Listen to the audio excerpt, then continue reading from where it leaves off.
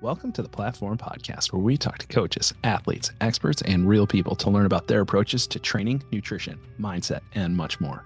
I'm your host, Jordan Kundi Wright, founder and head coach of the Twin Cities Kettlebell Club, and our mission is to become our best selves through sport. Friendly reminder that registration is open for the WKSF North American Championship. The fourth annual kettlebell competition in the Twin Cities will be on Saturday, September 28th, hosted by our friends at the Athlete Lab in Little Canada, Minnesota. And as we did last year, we will include video submission options for participants who are unable to make the trip in person, and they will be eligible for all of the same prizes as our in-person competitors. Just go to our website, twincitieskettlebellclub.com, for details. My guest on this week's episode is Audrey Burgio. She is a Master of Sport international class in kettlebell snatch, a highly respected kettlebell coach, and she has a new book called Kettlebell Sport and Fitness Basics coming out April 29th, 2024. You can click the link in the episode notes to get your copy today. Platform Podcast is now available as a video podcast on YouTube, so please go find my channel at Twin Cities Kettlebell Club, give a like, subscribe, and click the little bell to be notified when new videos are released. And finally, if you want help reaching your goals without wasting time, please fill out the coaching interest form linked in the show notes. I help athletes of all levels using my integrated coaching approach. You can follow me on Instagram, Facebook, and YouTube at Twin Cities Kettlebell Club, or email me at twincitieskettlebellclub@gmail.com. Now, let's step onto the platform with Audrey Burgio.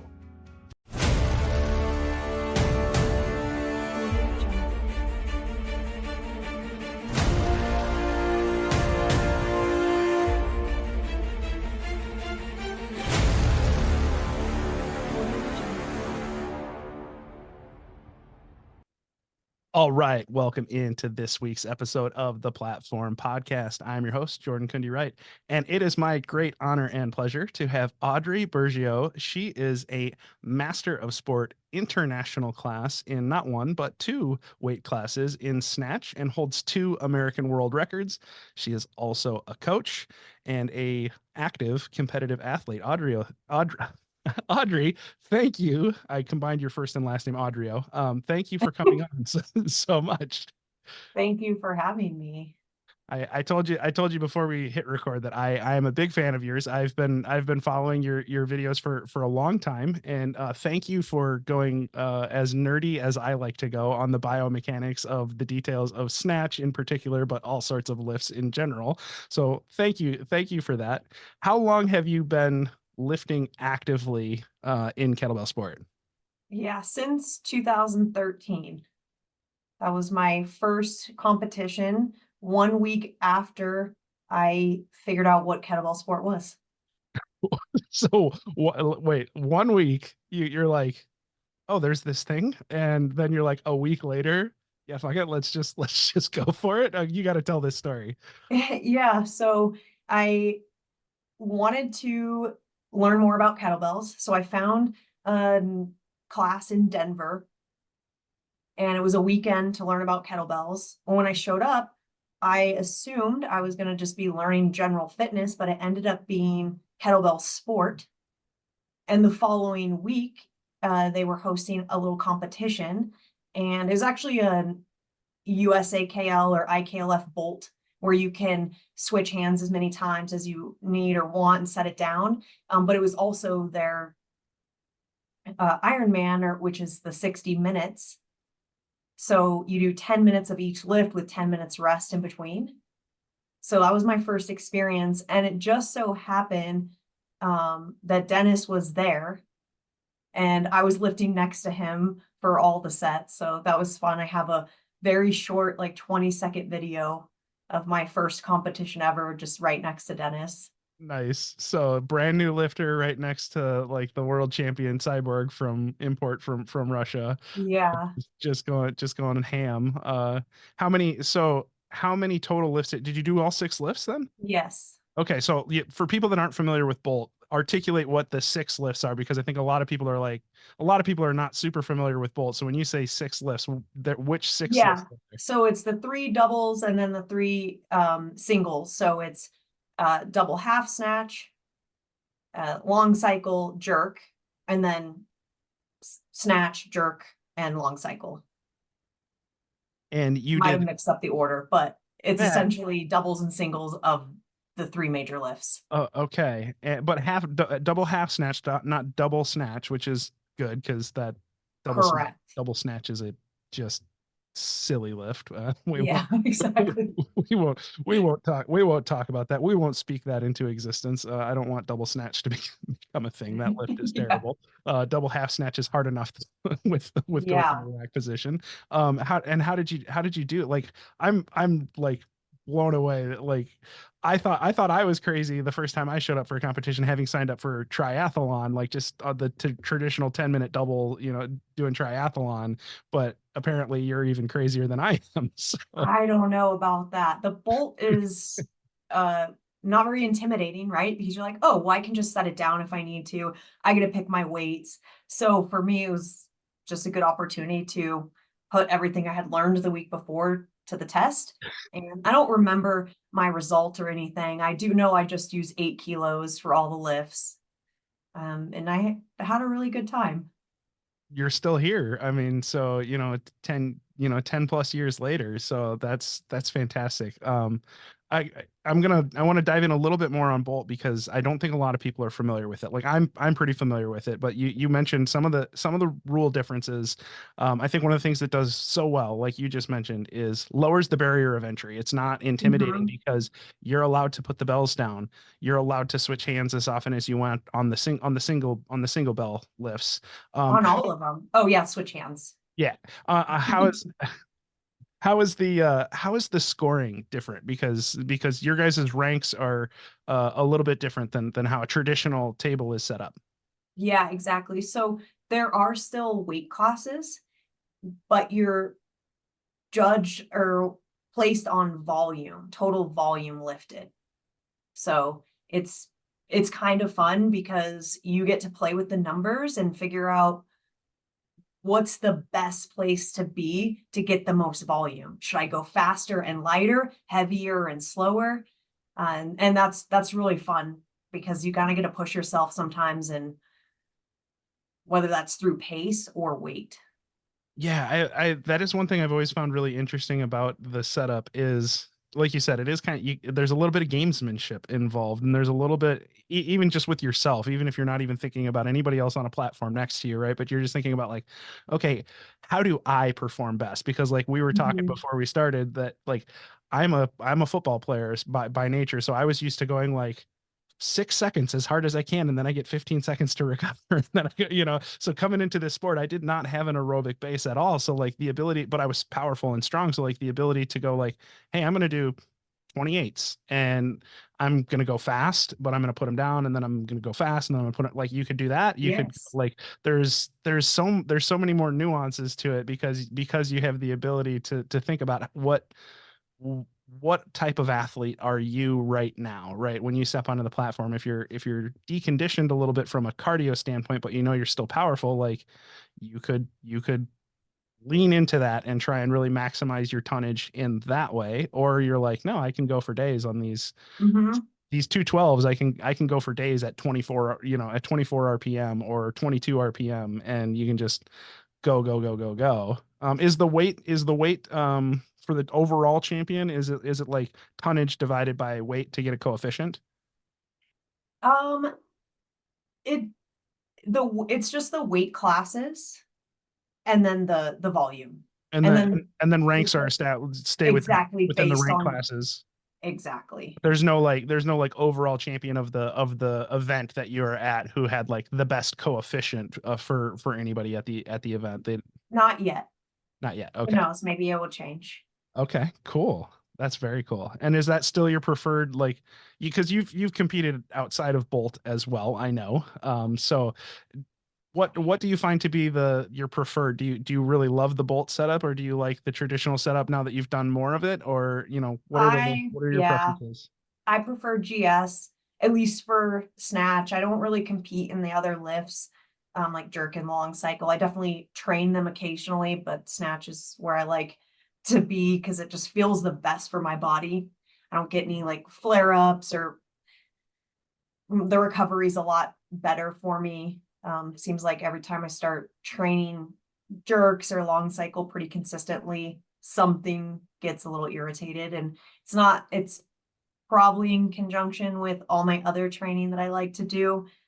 But I definitely like GS, but I love Bolt because, as you mentioned before, it's like not intimidating and you can get people involved in the sport with very little cost to them, whether it's money or time or whatever. They can kind of just jump in and give it a try, and I really like that. And especially if you target, I like to target the CrossFit community because they already do some of those movements in CrossFit, and Poorly. then they can just look at it as like a fun competition, and then it gets them interested in the sport. And as you know, takes a special kind of person to really like kettlebells enough to train them consistently.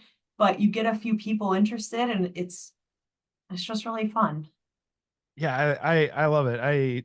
I'm a big fan. I'm a big fan of Bolt as an organization from that regard. I think it's a really good grassroots growth ideology, right? Like I really love Mhm. the low barrier of entry. And you're still involved with Bolt, right? Like Yes. you're very involved at the professional level with helping the organization, correct? Yeah, which there was some change in ownership, and so we've just been trying to keep it going. I think anyone that runs any sort of organization knows how time intensive it is.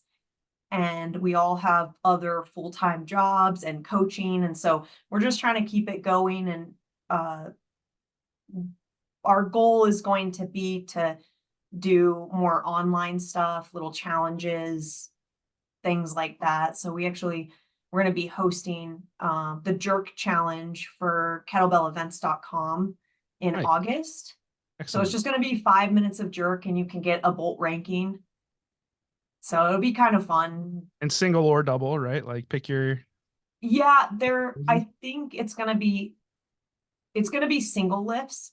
So Okay. kettlebellevents.com is really focused on also growing kettlebell sport through these small challenges, whether it's just swings or this month it's snatches.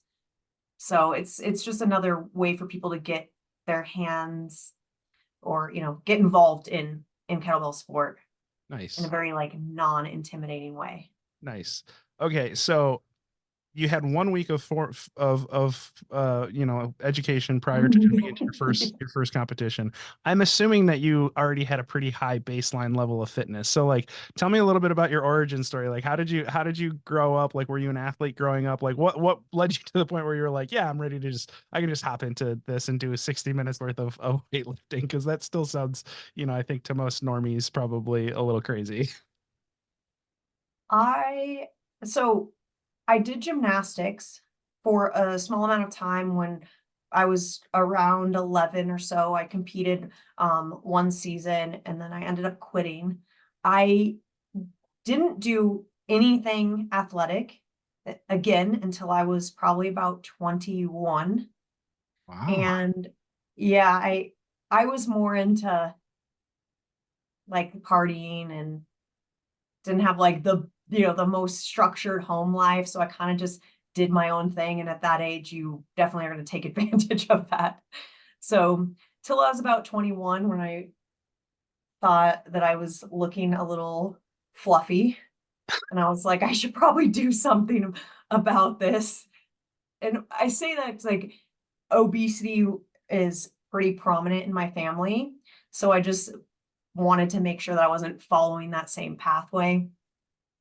But I just started dancing, hip hop and jazz. And then I ran into a friend and she was teaching an adult gymnastics class. I was like, wow, that sounds fun. So did that for maybe like 6 months. And after each class, there was like a little workout that we did. And I really liked the workouts. And then I heard about this thing called CrossFit. So did CrossFit for maybe about 5, 6 months. And the owner of the gym was like, you move really well. I think you should be a coach. Like you naturally just move really well. So they sent me to get certified in CrossFit, which isn't the best education for fitness. Well, when was it too? Because like I feel like it's evolved over time. Like it depending on when you got your CrossFit certification, there was this very different yeah, and very different demands on that certification. this was in 2012. Okay, I know that So then I was like, I need to know more. And then that's when I did the kettlebell thing. So I really had only been pretty active for maybe a year before I went and did the kettlebell thing. Wow, that is incredible. Like that's awesome. Congrats to you. That's really cool. Whose certification was it? I actually didn't ask. Who's It was IKLF, it was IKLF. Okay. which is the Bolt. Yeah. But I the reason why I decided to do the little competition is because I just felt like, what do I have to lose? And I felt that way from the beginning of my fitness journey. Like, what do I have to lose? Before the kettlebell thing, I was doing some powerlifting. I just started lifting, and the coach at the CrossFit gym was like, well, just do it. Like, what do you like? Just do the competition. And I was like, okay, I'll just do it. And so it kind of just bred this desire to just do fitness competitions, because it didn't matter if I like won the competition. I pushed myself really hard during that time and I liked it. And I think I felt kind of on proud of myself for not only doing it, but not giving up and pushing myself further than I probably would have imagined that I could. Yeah, I can 100% see that. That's one of my favorite things about this sport. That's actually like part of our mission statement for the Twin Cities Kettlebell Club is becoming our best selves through sport, right? And that's what this sport is all about, because the mental component, I think you said it really well, right? Like you have nothing to lose because ultimately you pushed yourself and tested your own boundaries, and whether you were 100 out of 100 people or 1 out of 100 people, if you went in and pushed your boundaries, you did something valuable for yourself that day and you got better. Like there's inherent value in that. Yeah. And you just slowly build confidence in yourself and your abilities, and not just in the weightlifting, but to try new things and realize that it's not that scary. And you get to meet a lot of really nice people that are encouraging you and along the way and wanting to help you. And then it just becomes that little community, whether it's kettlebells or powerlifting or strongman, like whatever that little niche sport is, it becomes that a community of just great people. Yeah, 100%. So now you mentioned that you like to do a lot of other training as well, and you've mentioned like 4 or 5, 6 other disciplines that just even just in the 15 minutes we've been talking. So I'm curious, what do you do outside of kettlebell sport right now that helps you stay active and that you enjoy? Yeah, so last year I trained for a powerlifting competition, so that was fun. And then I there was a strongman event that was more of a charity event local to the area at our county fair. So I did that, and then my friend who also does strongman convinced me to do this one in Denver. So I did that. I qualified for nationals. So I'm going to go do that in June. So I've been training for the strongman competition, which don't quite have the body type for it. But once again, it's like I'm not a strong man traditionally, but I'm just going to go do the competition and have fun. Like I don't know what's going to happen. There's some lifts that I might not be able to do. And then I do teach CrossFit. I don't really do it because the strongman training and the kettlebell training really takes up majority of my time. And then I live in Colorado, so Which in the which part I have to ask. I live in a town called Glenwood Springs. Okay. I guess it's technically a city, but it's pretty small, and it's right outside Aspen, so it's in the mountains. And outside of my like gym training, there's just tons of outdoor stuff here. So I like to trail run and hike and mountain bike. 300 days of sunshine a year, high Pretty much. high plains desert, and you're right next to one of the ski towns, most famous ski towns in the world. It sounds terrible. You must be Yeah, you must have just a horrible setup there. It must be awful for you. Really exactly. really sounds like a Um, struggle. Is strongman weight class, is it weight classed or not? Oh I can't yeah. remember. Yeah, okay. I've always been a super heavy, so it's kind of never it's like You're like, weight class. is there I'm anything like, other than I'm super like, well, heavy? I didn't make weight. Okay. Yeah, just throw me with the monsters like Hop Thor. Okay. Yeah. I guess I'll go, I guess I'll go lift with those monsters. Yeah, sure. Have you done some strongman competitions? I've dabbled. I've never done the competition. I've done strongman like in gym settings and stuff. And just, it's super fun. Like It's so much fun. it really is. And like, and I think one of the really interesting areas that I don't think people understand about strongman, most people, some people do, but is a big thing about it is actually strength endurance, like the ability for long-term work capacity over time, right? Like it's not an endurance sport like kettlebell sport is an endurance sport where like you don't get to put the bells down, so like your aerobic system has to really be strong so that you don't spike your heart rate too soon. But like just the ability for overall work capacity over 10, 11, 12, 13 event, depending on what type of a meet you're doing, right? Like there's a ton of events. It's over a day or 2 days, and like the ability to just continue to lift really, really heavy shit over and over and over and over again, in very challenging ways is one of the things that I think makes strongman really fun. But like I could see where you could show up as somebody who's not trained in strongman, but because you have that overall work capacity from all of your work in kettlebell sport, like there's a lot Hmm. to translate. That grip strength is really, really valuable. I mean, Yep. mental toughness, obviously, but then just that total volume, like work capacity, I imagine probably served you pretty well. Yeah, and like so much of kettlebell sport training carries over into other disciplines. The from the breath work to the consistency that you try to breed with every single rep. Um, it's it's really awesome to carry that over. So like with the strongman stuff, right? You're lifting heavy stuff, but you still need to be able to breathe. And if you're doing a lot of reps, you want to find that breath pattern that works the best. So How do you breathe holding an Atlas stone? I don't know. Like, exactly, but it like you just got to figure it out depending on the weight, right? If it's weight you can do a lot of reps with, then yeah, you'd want to set up a breath work pattern just like you do with kettlebell sport. yeah. What's funny is the circus dumbbell, most of the athletes have it up on their shoulder like this. It's this huge dumbbell and they're jerking it like that.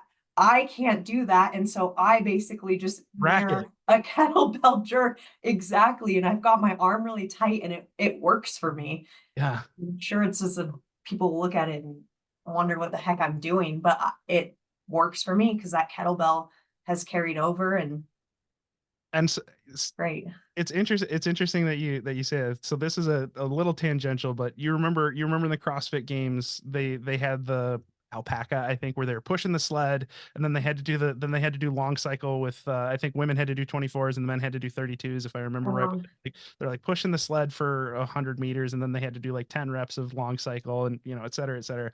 And I got into it with a not like in a bad way, but like I was having a discussion with somebody about this where they were talking about like, oh, these CrossFit athletes, like their technique is terrible because they're cleaning the bells and they're putting them up on their shoulders and then they're jerking them from their shoulders, like they're shoulder cleaning them and jerking them from their shoulders. Like it's like, well, yeah, because they're used to doing barbells where you connect the load to your clavicles and mhm. you launch from there. I'm like, that's where they're used to connecting the load from. So I was like, are they getting as good of transference? No, they're not getting as good of transference as a kettlebell sport athlete who understands that like the power comes from the legs and like you get that transference from the iliac crest. It's like, but it's familiar to them. It's a pattern that's familiar to them. So they're going with the most efficient movement style for them. I'm like, there was no rule saying they had to rack. This is Mhm. CrossFit games. This is not kettlebell sport. Like, because people are, oh, their technique is shit. And I'm like, their technique is shit Yeah, for gear avoid sport, but they were not playing gear avoid. They were exactly. playing a different game, right? Like, and they're like, well, they'd be so much better if they did it that. I was like, maybe, but they don't have time to specifically train for long cycle. Like they have to train for so many things, and it's just, but to me, it's one of those, you found, you're like, okay, well, this is the movement pattern my body knows, so this is how I can Mhm. move this weight in an efficient way. And that's what I saw with, obviously some of the CrossFit athletes, clearly it was their first time like really doing long cycle under duress. But so there was definitely some poor quality movement. There was some people did really, really well, and I was actually pretty impressed with how well some of them carried over their, what would be their barbell, their barbell clean and jerk technique to two fairly heavy kettlebells while also doing sled pushes. Like, I don't know. I just love that. I love seeing how people go about solving a novel problem with the tools that they have Yeah, at their disposal. yeah, absolutely. So in powerlifting, what was your total? I have to ask, because Ah, powerlifting is a sport that I also love. So what was your total when you I compete? I can't quite remember. Let me add it up. I know I benched 160. I did miss my squat. That was that's the first one you do. So I got 225, but I missed my last two. I think I squat normally like 235, not anything significant. And then I deadlifted, I think 303 or something. I was gonna say, if you're squatting in the 250s, I bet you're deadlifting 300s, because it's just one of those things. Like, most people are either a pusher or a puller when it comes to powerlifting, right? They're either better at deadlift, or they're better at squat, depending. Usually it's anthropomorphic. Usually it's because of femur length and body comp, that just different body styles, right? But I was curious which one you were going to be stronger at. So that doesn't surprise me. Yeah. Do you like squatting, or do you? Yeah, I mean, I don't mind. I think everyone agrees it kind of just sucks. Like it's just always hard. Well, at that intensity, yes. When you're doing one rep max, 1 rep max squats are very, very challenging. So are Well, 1 rep even max yeah. deadlifts, though. But there's something different about it, though. For at least for me mentally, like when you're stepping under the load, like if you fail on a deadlift, it's just like, oh, I just didn't get it off the ground.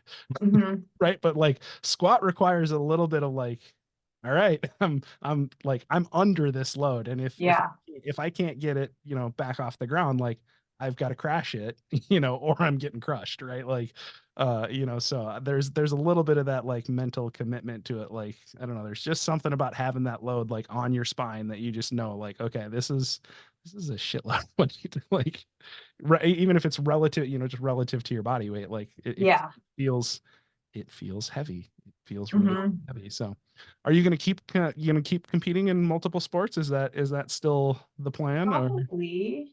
I okay, don't know. Like I just like to try things. nice, So, I've even done a couple CrossFit competitions just because someone asked me to. Um, and which is the last one I did was fun because they had kettlebell snatches in there and it was a partner thing. And so my partner did one snatch, I did the rest because each partner had to do, you know, split the reps or at least had to do one rep of everything. And then she was stronger at the other thing. So it just worked out really perfect. nice. Anytime I see a CrossFit workout with snatches, I'm just like, oh yeah, I'm gonna dominate this.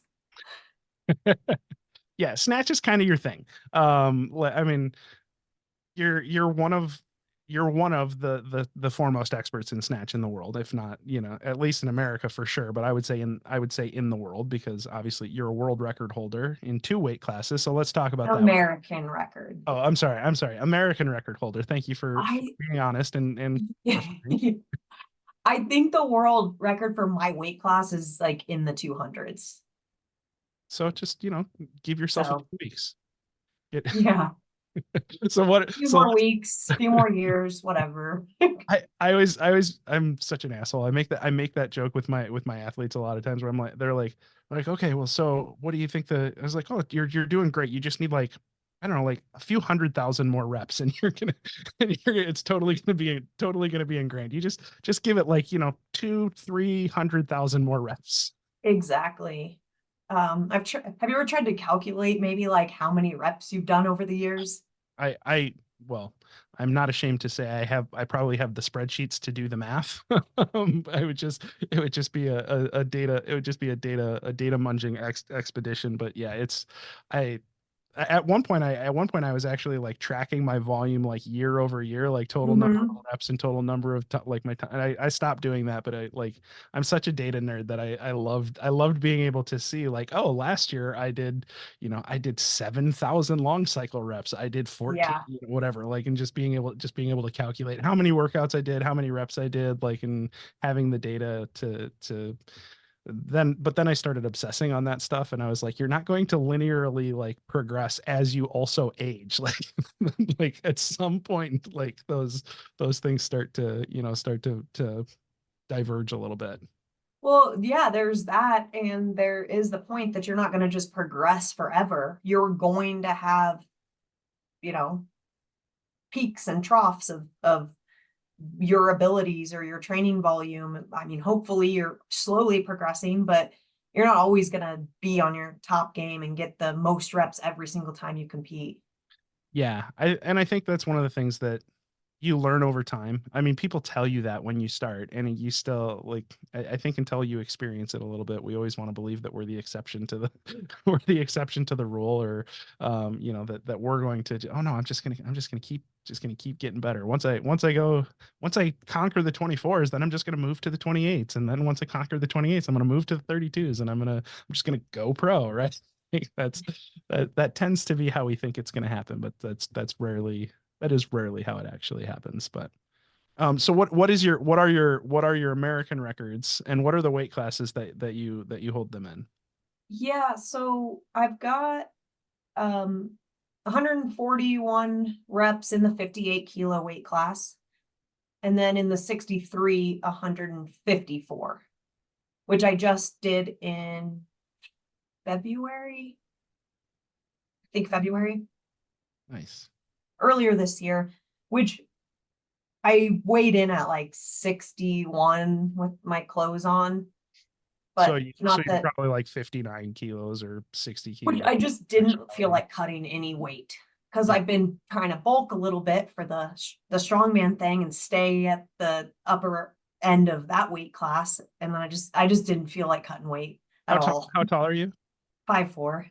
Okay, so you don't have a like a massive frame to like you know just pound calories and just throw muscle onto like you're not super tall. No, and I don't think I'd want to do that. No, I don't think I wouldn't recommend it for most people. Exactly.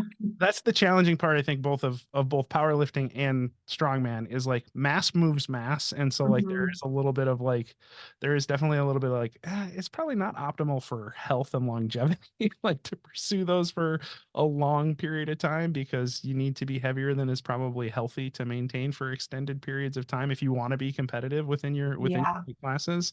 But to each their own though too. Like if it's, I think it's better to be a strong, heavier than average person than a weak person at the ideal body. Yeah. Exactly. I mean, building muscle and maintaining muscle is so important. I'm not like a doctor, scientist, or nutritionist or anything, but I think if you read any study, it talks about how much muscle mass plays an important role in the aging process. And I think anyone that's a lot older that continues to lift and still lifts, you can just see it uh, in their lifestyle. And I live in a very active community. And so you'll be on the trails and there'll be people in their 80s just hiking up mountains like no problem. I've got a client that's almost 70 that does kettlebell sport, and Yeah. he's deadlifting 325 and Well, and so you know, I just it just occurred to me like an idiot that you're training at altitude all the time. So when you come to sea level, do your numbers go up just because I you're not at don't altitude? I don't know. It's hard to quantify because if you're traveling, you might have travel fatigue. Um, Being a woman, there's definitely like hormonal changes throughout the month that do play a role in Yeah. how you perform. So it's really hard to quantify it. I think, of course, there's a benefit to going to sea level and having a little bit more oxygen for sure. Yeah, I'd be interested to see, especially if we could hold some of those other variables constant, like you're talking about. Like if we could get you, like, I don't know, if we could get you out to the WKSF North American Championship in September, and you came out like a week early, where you had enough time, like you're like, I'm gonna plan it, I'm gonna because it's, and I'm gonna stay so I'm not fatigued. I'll give myself like 5 days. I'll get there early, get acclimated, like get a good night's sleep, et cetera, et cetera. And then you're not doing the like, oh, I flew in on Friday on Friday Yeah. afternoon, landed, went to my hotel room, crushed some food, went to sleep, woke up, weighed in, and then went and lifted, and then got on a flight and went home. Like those ones are always, it's always hard to know, like, oh, if you have a suboptimal performance, you're like, oh, is it because I was too stressed or really Yeah. I fatigued? mean, it's just hard to quantify any performance because as you know, sometimes you're on it and you can do really good, but you can't always repeat that. Yeah. You hope that every competition you get a little bit better. But I just look at it as I did the best I could. And I say that a lot. But I gave my 100%. Therefore, I couldn't have done anything more than what I did. And I'm just always happy with my performance, whatever it is, Man, because I didn't never give up. I would love to, have be able to adopt that I'm working on it. It's a work in progress for me. It's been a long time for me. Like I was just explaining to my daughter, like, that I hate losing more than I enjoy winning. And that is problematic for me at times, because it's been really hard as a really fierce competitor to, like, Mhm. especially when like, I'm never catching Markov or Denisov, or even just like, I shouldn't be competing against other heavyweights, right? Like that's just not going to be a good plan for me because I'm going to hurt myself trying to. But it's been a really big shift for me to be able to think about, like, oh, it's just you versus the bells, and like just enjoy what your body is capable of. Like, I've had more injuries than I care to, remember, right? And like just being like, hey, just enjoy the fact, I was even just telling my coach, just this past week, like, oh, I'm like, I felt terrible I was like, because he prescribed 12 kilos as part of a warm-up set, like a kind of a priming set, right? Where Yeah. you're gonna work on driving the bells with your quads and then extending your feet. Like, so he'll make you do like push presses rather than jerks, right? And Mhm. so that you're, before your jerk sets, and I'm like, oh, great. So now my quads are smoked. And I was like, I did not think, 12 kilograms for, for 4 minutes, shouldn't, I was like, that really shouldn't make me tired. And he's like, get rid of the ego, man. It's fine. Like it's always good to use those light weights, but it's like, I have a hard time, like, being able to just accept that, like, oh, this is good. Like, just be glad that your body is capable of doing these things. It's an okay that your body is tired, right? Like, it's Yeah. fine. Like, I struggle with that. It's hard. It's hard for me even. But I just try to just tell myself you did the best you could, like kind of forget about it. Then occasionally it pops up like, oh, you could have done more, or you probably should have, done this or not gone as fast or that, this or that, but I just say, okay, well, for next time, I'm gonna try and plan this a little bit differently and see what happens. But I I think hear that's the it. balance, right? Is like you do, because you do want to retrospect and you do want to think about what could I have done better.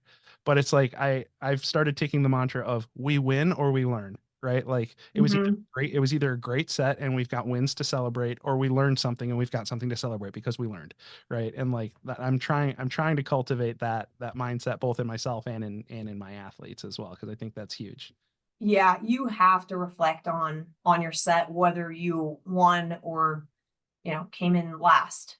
You just have to think about, okay, next time, do I repeat the same process? Could I have tweaked something? I think it's just really important to go back and look at each set all the time. And even in training, it seems like you're a very analytical person, and I think the sport requires a lot of analysis, a lot of self-analysis. Yeah, let's talk about that. Because I was gonna say, professional segue here. you say we like to go back and reflect. I know that you're big on video breakdown. You post a lot of really really useful and cool slow motion video breakdowns of your practice sets where you talk about things that you are experimenting with or things that you're working on. And a lot of times I will say, at least to most people, they're going to be like fairly minute details. Like at Mhm. the level that you're at, that's kind of what it takes, right? If you're going to go from like CMS to Master of Sport to MSIC, like that might be like quarters of an inch Yeah, on your hand insertion, or exactly. minute details. But when you're doing video analysis, like kind of what is your either what is your checklist for yourself or even for one of your athletes? Like how do you go about doing like video analysis? And let's stick with Snatch because I know that's your jam. So like how do you think about Snatch when you're doing video analysis? So I like to record in slow motion if I'm gonna analyze anything. That way I can see exactly what's happening with the position of the hand, the weight shifting. But what I look for is just, I don't know if you heard that. Oh, Sorry, something really loud just drove by. So what I'm looking for uh, is anything that can improve my efficiency. So is the kettlebell moving, in the backswing unnecessarily? Is my arm disconnecting a touch earlier than it needs to? Can I fix that? Is that the technique I have to work with?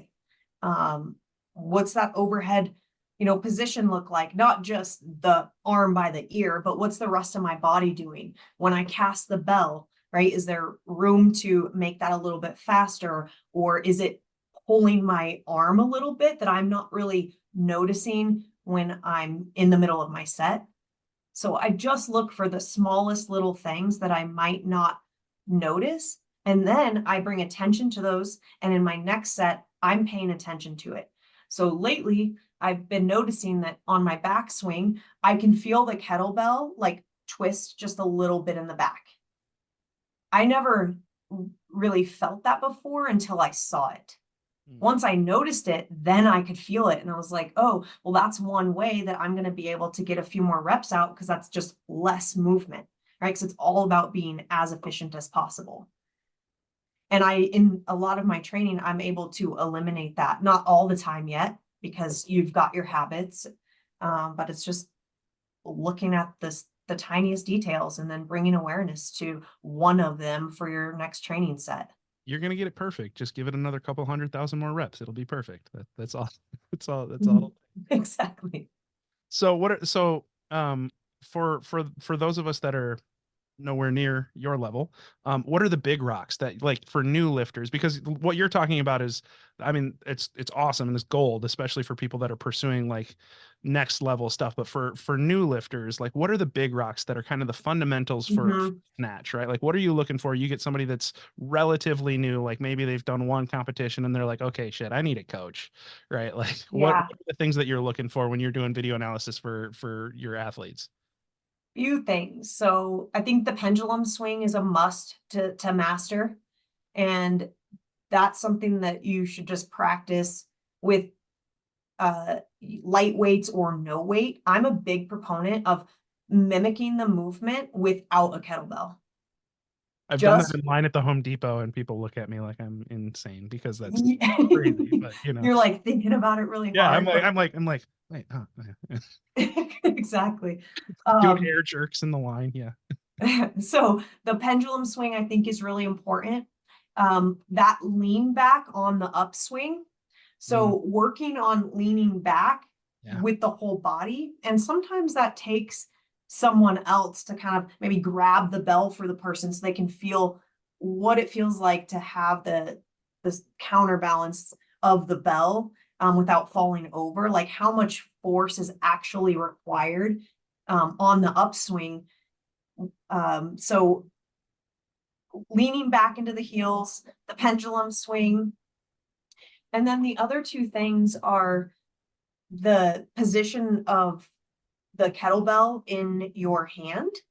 So making sure that you're using that reverse hook grip and it's really in the fingertips. Yep. right? And you're not gripping it too tight, or your wrist isn't curled, because you'll see that a lot. Like the wrist gets curled slightly and then they're squeezing it too tight. So how you hold the kettlebell, and then of course the insertion. Yeah.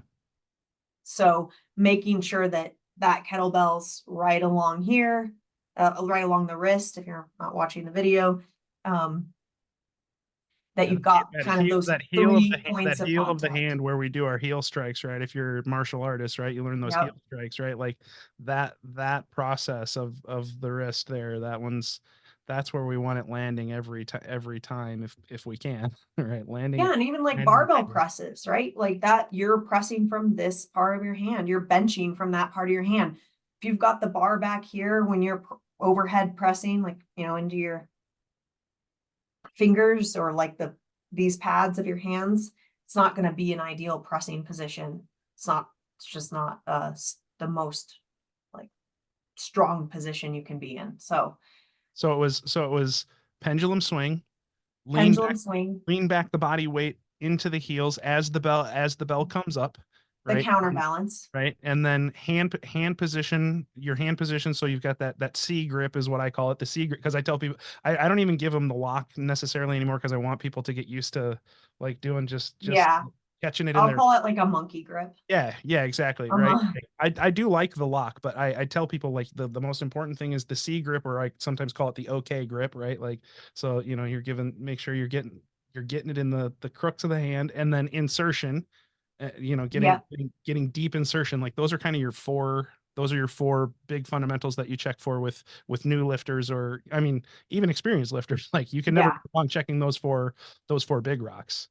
yeah. And the lean back is, and that like counterbalance is really important, uh, because not only do you need that position to help aid in the transition, but it keeps the arm closer into the body. And if you're on your toes, right, that arm just gets further and further out the more your torso's forward.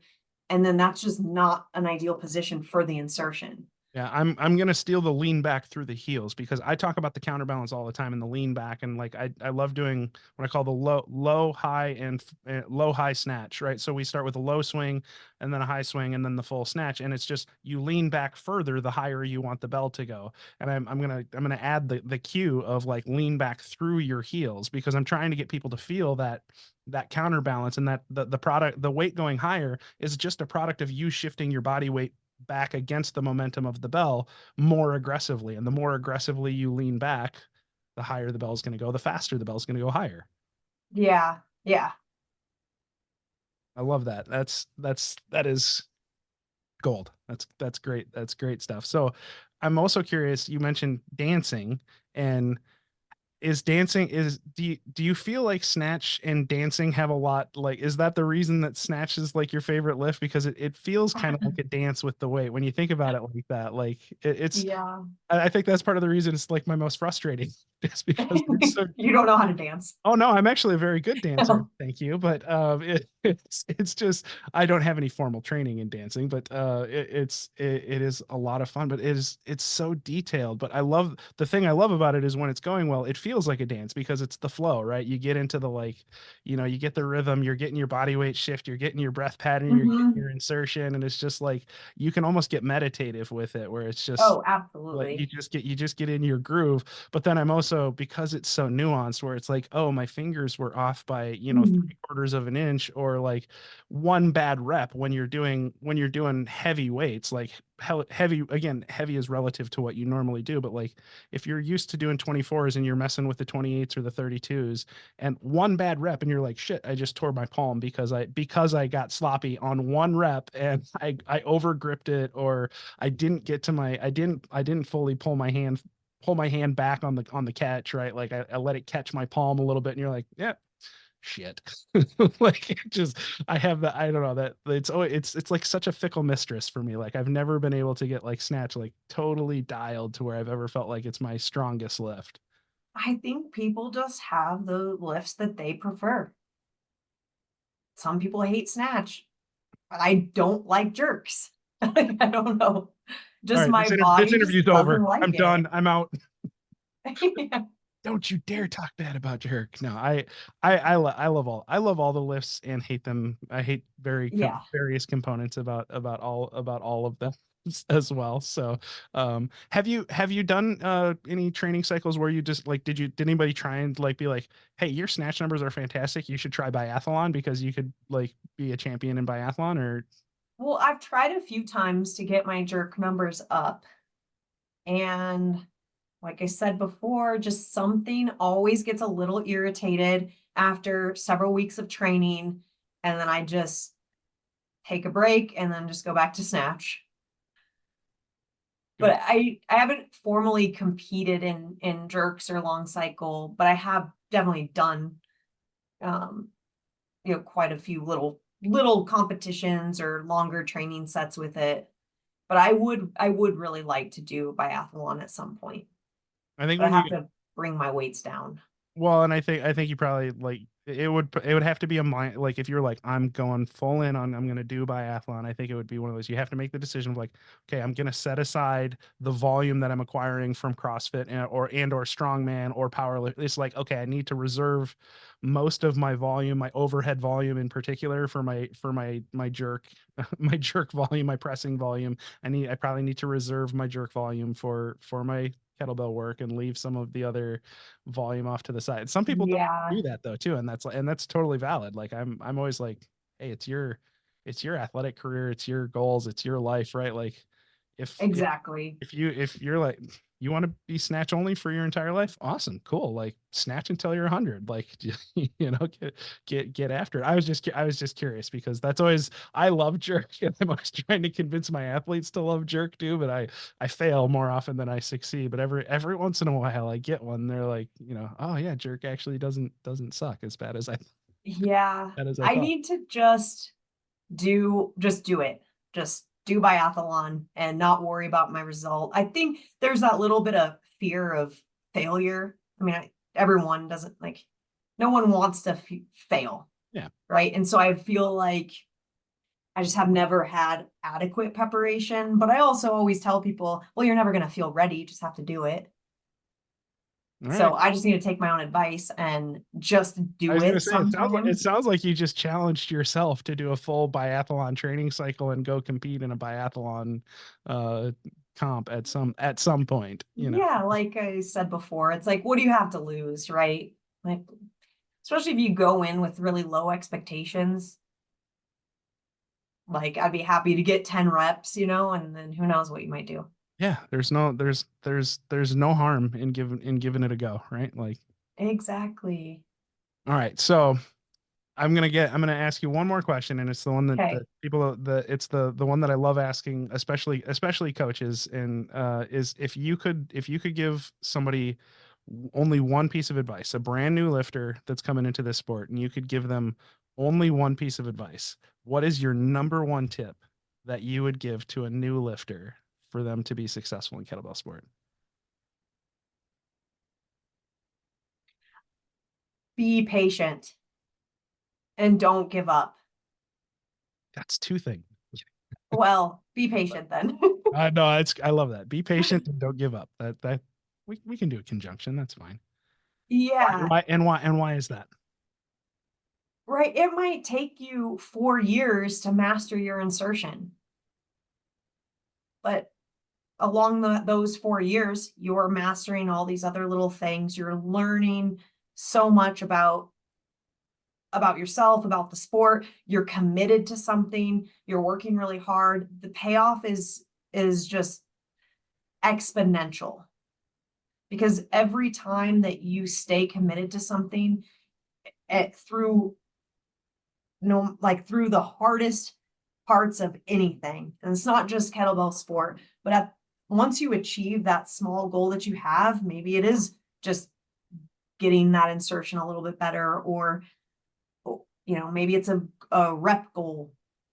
You're gonna feel so good about yourself. And you're just, I don't know. I just think being patient and not giving up, if it's something that you want to do, that's my best advice.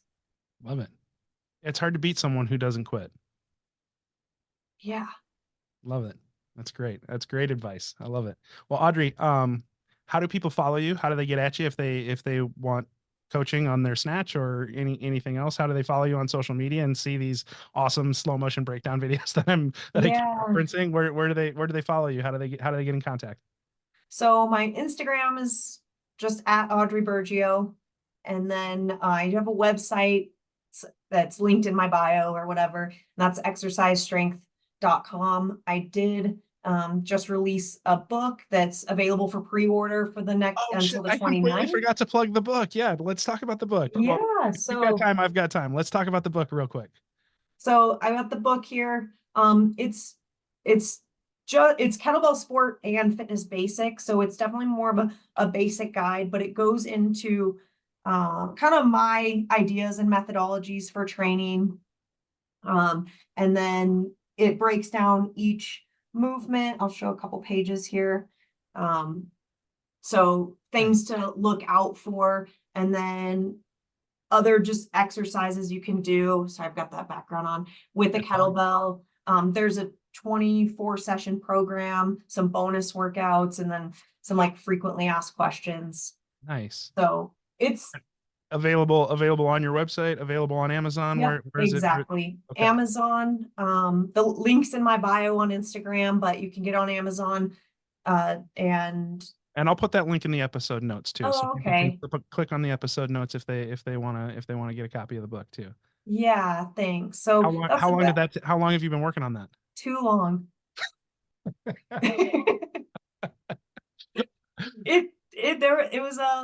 It was a big learning curve to write a book when you've never done anything and you don't know what programs you should be using and the formatting you're supposed to be using, and you just have this idea like, oh, I'm going to write a book, let me take all these pictures, and then you get to it and you're like, okay, should have planned this out a little better.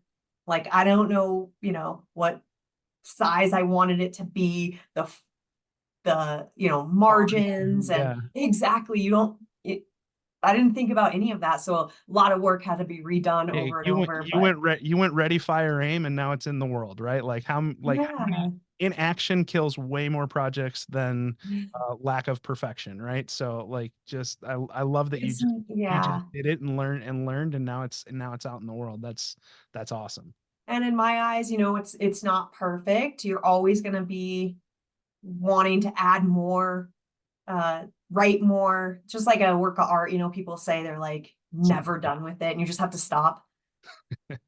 Hey, volume 2, there can always be an update, right? Like, there will be. Textbooks get updated all the time, right? Like, oh yeah. Yeah, just get an update on it. Like, that's awesome. But it's just like training, right? You're never going to be done trying to perfect it. Exactly. So I love it. Yeah, just don't give up. Just stay patient and don't give up. Right? So get to work, be patient, and don't give up. Like a three-step success plan. I love it. And have fun. Yeah, I think so. Always. What's the point if it's not fun? Well, Audrey, thank you so much. I really appreciate your time, and I would love to get a chance to lift with you, compete with you. Not with you, not against you, because you would crush me. But it'd be a great time. So thank you so much for taking the time to come on the podcast, and I look forward to talking with you again soon. Thank you, and thanks everyone that's listening.